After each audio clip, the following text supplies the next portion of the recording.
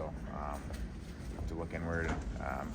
Yeah, I mean, some of it's bounces, but it's not all bounces. You gotta look at yourself. You gotta know why that happens. It's you need to be able to, even if you don't have your best stuff, you need to be able to find a way to stay in the game until you do. And obviously, we showed we can play in the last 2 periods. Just the start wasn't good enough. Best way to explain what happened in the first period? I don't know. It's a mix. I mean, obviously the second one is crazy bounce. Like that could happen 100 times, and that probably wouldn't happen again. But at the same time, there's things you can do. You can close it earlier. You can.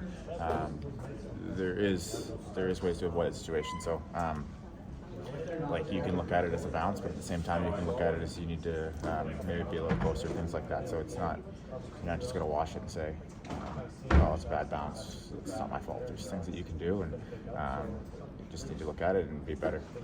Ryan, how tough is it not to feel a little bit snake bitten when a period like the first happens?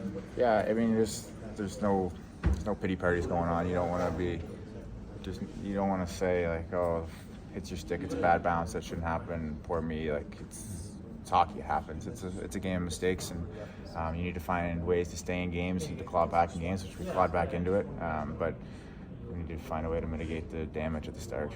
With the way the team was kind of surging there, and then the opportunities the power play was generating in the third, I mean, from the bench, you're kind of thinking like, hopefully. I mean, obviously we had the ice sniped. We had a lot of pressure on them.